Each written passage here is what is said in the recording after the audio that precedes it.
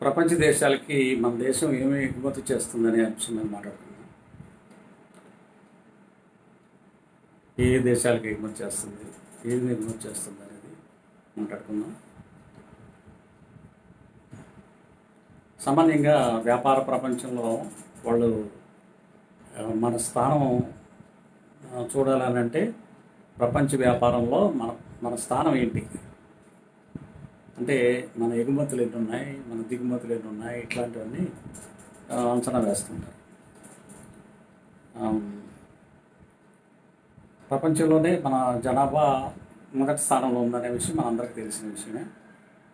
కానీ ప్రపంచంలో వ్యాపారంలో మన స్థానం ఎంత అనేది చూసుకుంటే అది కొంచెం మనకి బాధ కలిగిస్తుంది.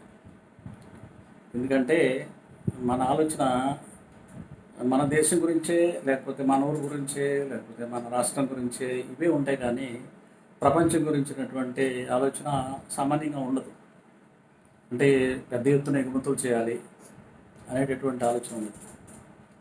అసలు మనం ఏమి ఎగుమతులు చేయగలము, మనకున్న అవకాశాలు ఏంటి అనేది చర్చ ఎక్కువ జరగదు. సో అసలు ఒకసారి మనం పరిశీలన చేద్దాము. మనం సామాన్యంగా చైనా దేశం గురించి అనుకుంటే చైనాకి మనకి పెద్దగా వ్యాపారం జరగదు అని మనం అనుకుంటాం కదా. కానీ వాస్తవంగా జరిగేది ఏంటంటే, ఇంకా చెప్పాలంటే మన దేశం నుంచి డైరెక్ట్గా చైనాకి విమానాలు కూడా వెళ్ళాలి. మనం చైనా వెళ్ళాలంటే వేరే దేశంలోంచి వెళ్ళాలి. ఏ మలేషియా నుంచో, సింగపూర్ నుంచో, థాయిలాండ్ నుంచో వెళ్ళాలి. అంటే ఒక రకంగా చైనాకి మనకి సత్సంబంధాలు లేనట్లే కదా. కానీ వ్యాపారం దగ్గరికి వచ్చేటప్పటికి దాని రంగు వేరే. మన దేశానికి దిగుమతి అయ్యే దాంట్లో లేక ఎగుమతి అయ్యే దాంట్లో చాలా భాగం చైనా ఆక్రమిస్తూ ఉంది. మామూలుగా మనం ఏమనుకుంటాం, ఎక్కువ ఎగుమతులు మనవి అమెరికాకి వెళ్తాయి కావాలి, లేకపోతే ఏదో గల్ఫ్ దేశాలకు వెళ్తాయి కావాలి అనుకుంటాం కదా. కానీ మనం ఎగుమతులు చేసేది సరుకులు ఎగుమతి దగ్గరికి వచ్చేటప్పటికి ఒక రకంగా ఉంటుంది, మనుషులు ఎగుమతి చేసేటప్పటికి ఇంకో రకంగా ఉంటుంది. మనుషులను ఎగుమతి చేసేటప్పటికేమో ఎక్కువ మంది మనుషులు ఎక్కడికి వెళ్తారు మన వాళ్ళు? ఒకటి అమెరికాకి వెళ్తారు, రెండోది మిడిల్ ఈస్ట్కి వెళ్తారు. కానీ సరుకులు దగ్గరికి వచ్చేటప్పటికి అమెరికాకి కాదు, అమెరికాకి ఎగుమతి చేసేది ఎక్కువ కాదు, అలాగే మిడిల్ ఈస్ట్కి ఎగుమతి చేసేది ఎక్కువ కాదు. ఇంకా ఏమిటి మనం ఎగుమతి చేసేది సామాన్యంగా అని ఆలోచిస్తే, ఇప్పుడు మన దేశంలో ఎక్కువ పెట్రోల్ లేదు. పెట్రోలియం ఉత్పత్తులు చాలా తక్కువ ఉన్నాయి మనకి. అంటే మన అవసరాలను తీర్చడానికి కేవలం ఒక 20% పెట్రోల్ మాత్రమే మన దేశంలో దొరుకుతుంది. అంటే 80% పెట్రోల్ కోసం విదేశాల మీద ఆధారపడాలి. కానీ ఆశ్చర్యం ఏంటంటే, విదేశాల నుంచి దిగుమతి చేసుకుని, అంటే క్రూడ్ దిగుమతి చేసుకుని, మళ్ళీ దాన్ని రిఫైనింగ్ చేసి మళ్ళీ ఎగుమతులు చేస్తున్నాం మనం పెట్రోల్. ఎందుకు అలాగా అనంటే, దాంట్లో మనకు ఎక్కువ లాభం వస్తుంది. రష్యా నుంచి పెట్రోలు, అలాగే ఇరాన్ నుంచి క్రూడ్ మనం దిగుమతి చేసుకుని, సౌదీ అరేబియా, మిడిల్ ఈస్ట్ నుంచి దిగుమతి చేసుకొని వాటిని రిఫైన్ చేసి మళ్ళా యూరోపియన్ కంట్రీస్కి మళ్ళీ మనం అమ్ముతున్నాం మన దేశం. అదే మన దేశంలో తక్కువ ధరకే మనకి ఆ దేశాల నుంచి కొనుక్కొని రిఫైన్ చేసినటువంటి ఆయిల్స్ని మళ్ళీ మనం అమ్ముతున్నాం అన్నమాట. ఆ విధంగా ఒకటి పెట్రోలియం ఉత్పత్తులు, ఇంకోటి ఏంటి, మన దేశం జ్యువెలరీ దగ్గరికి వచ్చేటప్పటికి gems and jewellery, polishing, diamonds అవి మన దేశంలోనే ఎక్కువ దొరుకుతున్నాయి కాదు, విదేశాల నుంచి డైమండ్స్ని, అంటే అన్కట్ డైమండ్స్ అంటారు, అన్కట్ డైమండ్స్ని దిగుమతి చేసుకుని వాటిని కట్ చేసి పాలిష్ చేసి మళ్ళీ వాటిని ఆభరణాల కింద తయారు చేసి ఎగుమతి చేసేటటువంటి వ్యాపారం మన దేశం నుంచి బాగా జరుగుతుంది, ఎగుమతులు అన్నమాట. ఇంకా ఇంకా వస్త్ర పరిశ్రమ మొదటి నుంచి మన భారతదేశం ముందే ఉంది కాబట్టి వస్త్రాలు ఎగుమతి చేయడం అనేది కూడా అది కూడా ప్రధానమైనటువంటి ఎగుమతి. ఇంకా ఇటీవల కాలంలో ఔషధాలను ఎగుమతి చేసేటటువంటి రంగంలో బాగా ప్రాచుర్యం పొందింది. దిగుమతి రా మెటీరియల్స్నేమో బల్క్లో దిగుమతి చేసుకుని దాన్ని ప్రాసెస్ చేసి మరలా మనం ఎగుమతి చేస్తున్నాము. ఎగుమతుల వలన చాలా ఫార్మస్యూటికల్ ఇండస్ట్రీ బాగా లాభాలు గడించింది మన దేశంలో. అలాగే ఇంకా మన దేశం నుంచి ఎగుమతి అయ్యేటటువంటి అవి ఏంటంటే మినరల్స్, ఖనిజాలు. ఖనిజ సంపద మన దేశంలో చాలా ఎక్కువగా ఉంది. ఖనిజాలని మనం తగినంతగా వాటిని ప్రాసెస్ చేసుకోలేకపోతున్నాము. అందుచేత ఖనిజాలని రా మెటీరియల్ ఫార్మ్లో ఎక్కువ ఎగుమతి అవుతుంది. ఇప్పుడు మనకు తెలుసు కదా, ఎవరు జనార్దన్ రెడ్డి అనే అతను మైనింగ్ చేసి ఎంత కుంభకోణాలు చేశాడో మనకు తెలుసు కదా. సో ఈ మైనింగ్ విషయం మీద పెద్దగా ప్రజలు పట్టించుకోరు. అక్కడ జరిగే కుంభకోణాల గురించి ప్రజలకి పెద్దగా అవసరం ఉండదు. అందుచేత వీళ్ళకి ఏంటంటే ఏదన్నా మాకు ఎక్కడన్నా ఇల్లు ఇస్తారా, లేకపోతే భూమి ఇస్తారా, లేకపోతే ఏదన్నా ఉచితంగా ఫీజులు కడతారా, ఇలాంటి అంశాలని ఆకర్షణీయంగా కనబెడతా. ఏదైతే ఆకర్షణీయంగా ఉంటుందో దాని మీదే మన ఫోకస్ ఉంటుంది. కానీ వాళ్ళ ఫోకస్ దేని మీద ఉంటుందంటే ప్రజలు ఏదైతే పెద్దగా పట్టించుకోరో అలాంటి వీటి మీద వ్యాపారాలు చేస్తూ ఉంటారు. అలా వ్యాపారాలు చేసే దాంట్లో ప్రధానంగా జరిగేది ఈ మైనింగ్ ఇండస్ట్రీ.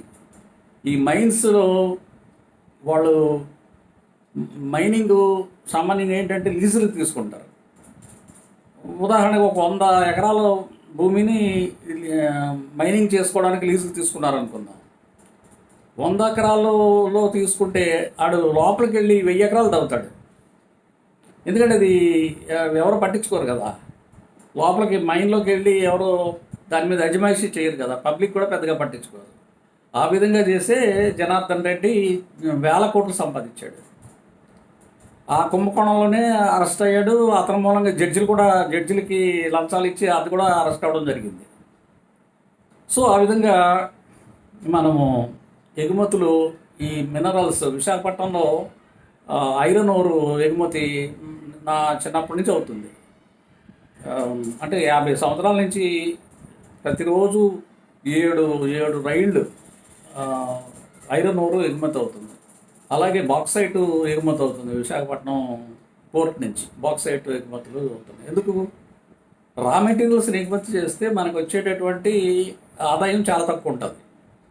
సో రా మెటీరియల్స్ని ఎగుమతి చేయడం అనేది తెలివైన పని కాదు. ఎప్పుడైనా సరే మనం ఫినిష్డ్ ప్రోడక్ట్స్, ఫర్ ఎగ్జాంపుల్ మనం పెట్రోలియం ఉత్పత్తులను చేస్తున్నాం కదా, ప్రాసెసింగ్ చేస్తున్నాం కదా, ప్రాసెసింగ్ చేయడం వల్ల బాగా లాభాలు గడిస్తారు. అలాగే ఫార్మస్యూటికల్స్ రంగంలో కూడా బాగా లాభాలు సంపాదిస్తారు. కానీ మినరల్స్ దగ్గరికి వచ్చేటప్పటికి మన స్టీల్ ప్లాంట్నే అసలు దాన్ని సిక్ యూనిట్ కింద తయారు చేసి దాన్ని ఎలాగైనా కాజేయాలని చూస్తున్నారు. సో బేసిక్గా మినరల్స్ని అమ్ముకోవడం అనేది తెలివైన పని ఎప్పుడు కూడా కాదు. మినరల్స్, బాక్సైటు, ఐరన్ ఇవి చాలా బల్క్ ఎక్కువ ఉండేటటువంటి అంశాలు అన్నమాట. ఇంకా మొదటి నుంచి మనం అగ్రికల్చరల్ కంట్రీ కాబట్టి కొన్ని అగ్రికల్చరల్ ప్రోడక్ట్స్ అంటే మిల్క్ ప్రోడక్ట్స్,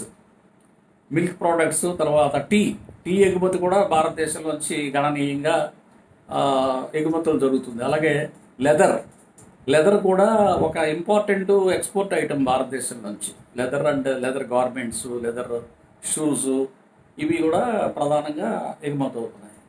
అసలు ఇవన్నిటికన్నా ఎక్కువగా మన ఎగుమతి అయ్యేది మనుషులు.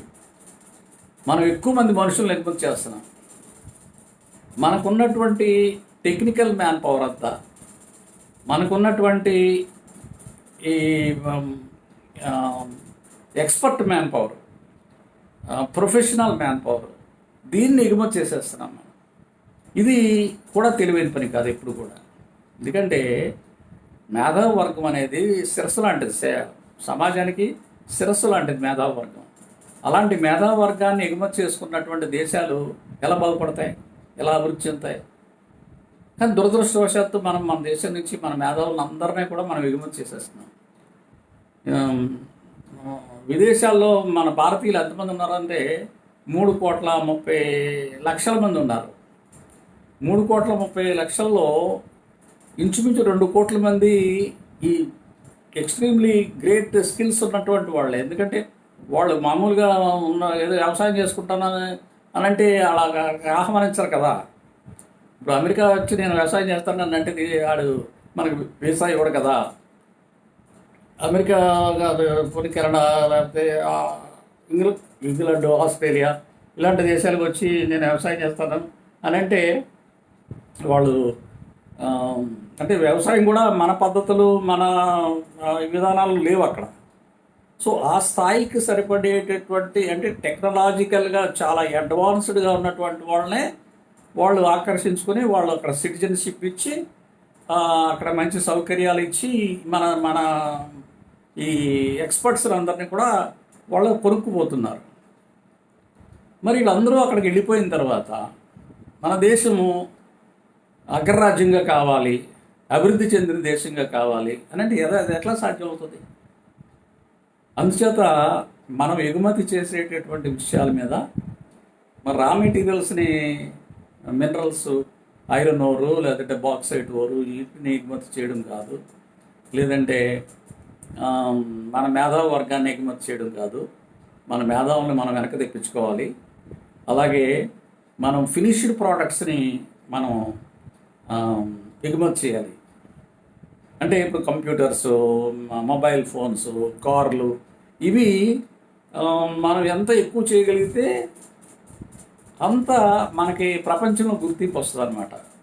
మనది గ్లోబల్ బిజినెస్లో, ప్రపంచంలో జరిగే వ్యాపారంలో భారతదేశం తాలూకు వంతు ఎంత అంటే వంతు 2% మాత్రమే. 2%. జనాభాలో అంత పెద్ద ఎత్తున 142 కోట్ల మంది జనాభా కలిగినటువంటి మన దేశము ప్రపంచ వ్యాపారంలో మన వంతు కేవలం 2% ఉంది. ఇది మనం గుర్తుపెట్టుకోవాలి. సో మనకి గుర్తింపు రావాలి అని అంటే, మన దేశానికి గుర్తింపు రావాలి అని అంటే మన ఎగుమతులు పెద్ద ఎత్తున పెరగాలి.